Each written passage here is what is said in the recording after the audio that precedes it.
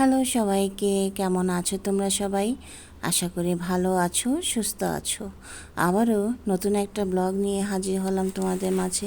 এটা হচ্ছে বিকেলবেলা, আমি বাসার নিচে নদীর সামনে দাঁড়িয়ে আছি, ডাক্তারের কাছে যাব। তো বড় সাথে এসেছিল, হঠাৎ তার মনে পড়লো চশমা আনেনি, সেজন্য আবার উপরে গিয়েছে। তো আমি তাই নদীর সামনে দাঁড়িয়ে আছি আর কি। বাইরে কিন্তু ঝিরিঝিরি বৃষ্টি পড়ছে।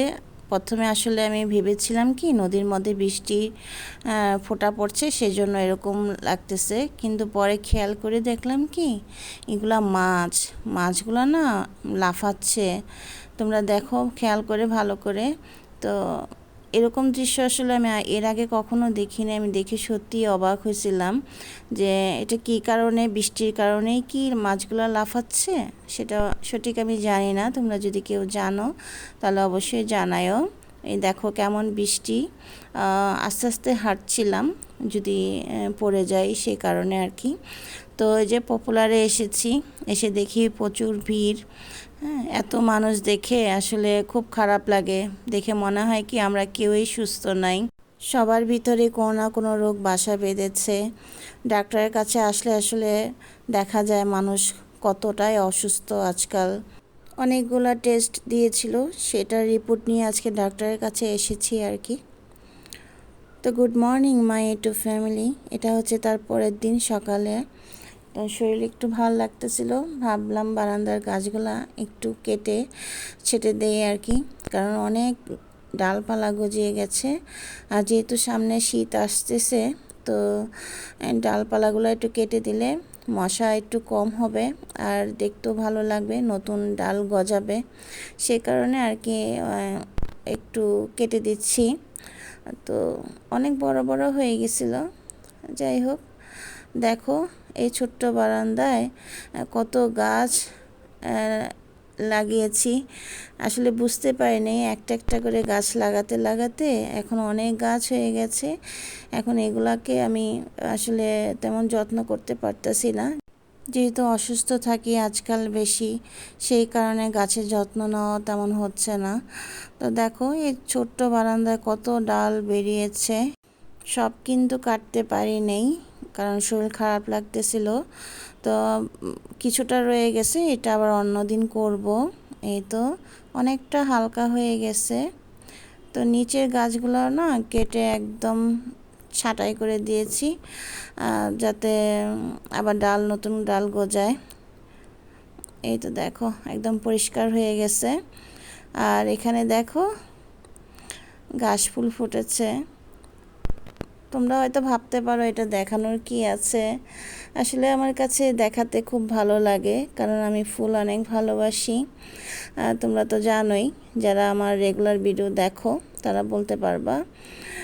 তো বাইরে কিন্তু এখনও বৃষ্টি হচ্ছে, সকালবেলাও, সেটা আর দেখালাম না। তো ঘরের সব কাজ শেষ করে রান্না করতে চলে আসছি। আজকে মাংস রান্না করব। তো মশলাটা কষিয়ে ভালো করে তারপর এখন মাংসটা দিয়ে দেব। তো এতদিন না রান্না করতে পারি না তেমন একটা, ভাত ডাল আর ডিম ভাজি দিয়েই বড় আর ছেলে ভাত খেয়েছে। তো আজকে ভাবলাম যে একটু মাংস রান্না করে দেই। মেয়েরা যতই অসুস্থ থাকুক, ঘরের কাজ কিন্তু কম আর বেশি তাদের করতেই হয়, তা না হলে তো সংসার অচল হয়ে যাবে।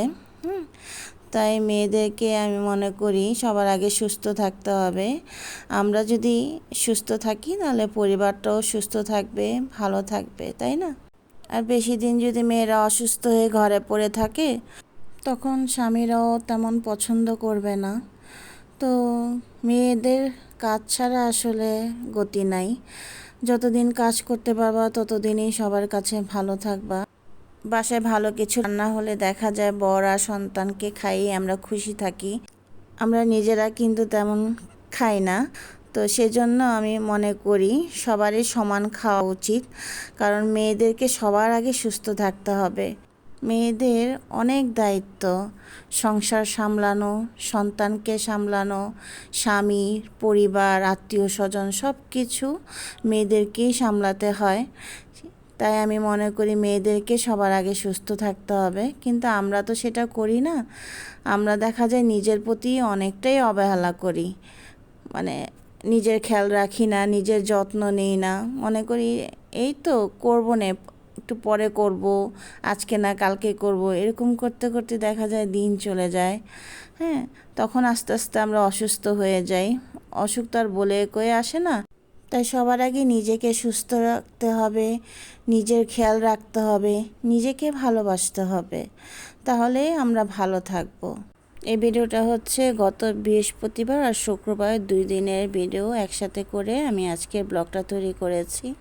শুক্রবার দিন আসলে অনেক তাড়াহুড়া করতেছিলাম, কারণ 1টার মধ্যে আমাকে হসপিটালে যেতে হবে, কারণ ডাক্তার বলছে 1 ব্যাগ রক্ত দিতেই লাগবে, তা না হলে আমার শরীরে অনেক সমস্যা হয়ে যাবে। সেই কারণে তো শর্টকাট রান্না করছিলাম, দেখতে পেয়েছো মুরগির মাংস রান্না করেছি, আর এখানে রান্না করছি ভুনা খিচুড়ি। আমার ছেলের খুব পছন্দ, অনেক দিন ধরে বলতেছিল, কিন্তু অসুস্থতার কারণে আসলে আমি করতে পারি নাই। তো ভাবলাম যেহেতু আমি অনেকটা সময় বাইরে থাকবো, ছেলের জন্য এটা রান্না করে দিয়ে যাই। ছেলে বাসায় থাকবে আর কি, ওর পরীক্ষা শুরু হয়ে যাবে, সেই কারণে তো এই জন্য একটু তাড়াহুড়া করতেছিলাম। তো ভিডিওর এই পর্যায়ে এসে তোমাদের সবার কাছে অনুরোধ রইল, যারাই আমার ভিডিওটি দেখবে প্লিজ একটা লাইক দিয়ে দেখা শুরু করো।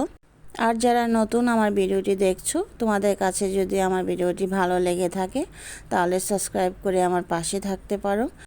আর যারা নতুন বন্ধু যুক্ত হচ্ছ আর পুরনো বন্ধু যারা আছো, সবাইকে আমার ভালোবাসা রইল।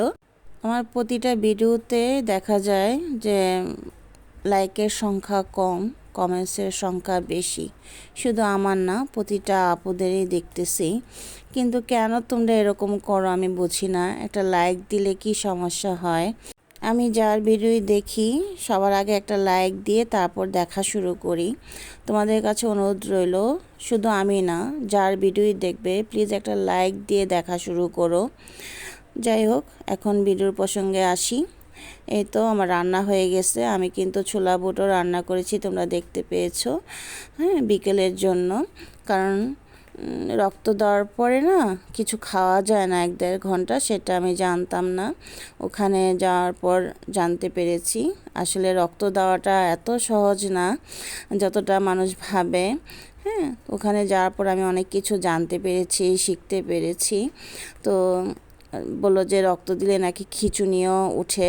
হ্যাঁ, অনেকের অনেক অ্যালার্জি সমস্যা বেড়ে যায়, অনেক কিছু সমস্যা হয়, এগুলো আমি জানতাম না আগে, ওখানে যাওয়ার পর জানতে পেরেছি। আর বিপদের সময় না মানুষ চেনা যায়। হ্যাঁ, আপন মানুষরা কেউ আগে আসে নাই আমার এই দুঃসময়ে, কিন্তু আমার ছেলের একটা বন্ধু ছিল, ওকে বলার সাথে সাথেই কিন্তু ও চলে এসেছে আমাকে রক্ত দেওয়ার জন্য।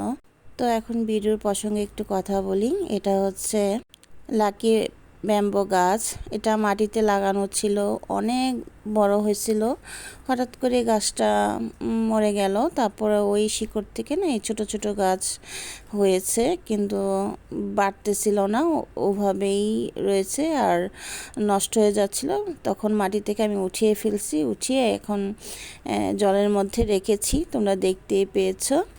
তো প্লাস্টিকের বোতল কেটে জল দিয়ে তারপর ওটার মধ্যে আমি রেখেছি, যতদিন থাকার থাকবে, আর যদি মরে যায় তাহলে তো আর কিছু করার নাই। তো ভাবছি যে এটা রান্নাঘরেই রাখবো আর কি, সৌন্দর্যের জন্য, যাতে আমি এটা যত্ন নিতে পারি। প্রতিদিনই কিন্তু আমি এটা ধুই, পরিষ্কার রাখি সব সময়।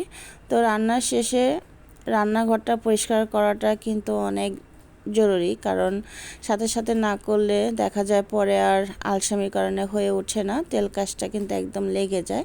তাই রান্না শেষ করে আমি পরিষ্কার করে নিয়েছি। এই যে দেখো, আমার চামচ রাখার কোনো জায়গা ছিল না, তাই হ্যাঙ্গিং টপের মধ্যে আমি চামচগুলো রেখেছিলাম। দেখতেও খুব বাজে লাগতেছিল, আমার কাজ করতে অনেক সমস্যা হচ্ছিল, কারণ হ্যাঙ্গিং তো এটা যেখানে সেখানে রাখা যায় না, জানলার মধ্যে ঝুলিয়ে রেখেছিলাম। তেল কাজটা পরে একদম বাজে অবস্থা হয়ে গেছিলো, কারণ ওটা পরিষ্কার করতে আমার মনে থাকতো না, সেই কারণে এটা নিয়ে এসেছি। সেদিন যে ডাক্তারের কাছে গিয়েছিলাম তো আসার পথে আমি এটা কিনে নিয়ে এসেছি। আরও ছোট চেয়েছিলাম কিন্তু ছোটটা পাইনি। এর আগেও অনেকবার খুঁজেছি কিন্তু মন মতন পাইনি। তো এটা ভাবলাম যে এটাই নিয়ে যাই, যখন ছোট পাবো তখন আবার নিয়ে আসবো আর কি। তো সেদিন কিছু ফলও কিনে নিয়ে আসছিল আমার বর আসার পথে। অনেক দিন ধরে আমরা খেতে ইচ্ছে করতেছিল, তো আমরা আর সবুজ মালটা নিয়ে এসেছে আমার জন্য। তো সেগুলাই ধুয়ে এখন ঝুড়িতে রেখে দিলাম আর কি। তো তাড়াতাড়ি সব কাজ শেষ করে আমার হসপিটালে যেতে হয়েছে। হসপিটালে যাওয়ার 1 ঘন্টা পর আমাকে রক্ত দেওয়া হয়েছে। রক্ত দেওয়ার পর এখন আগের চেয়ে অনেক ভালো আছি। তোমরা অনেক অনেক আশীর্বাদ করেছো আমার জন্য, এই জন্য অসংখ্য ধন্যবাদ সবাইকে।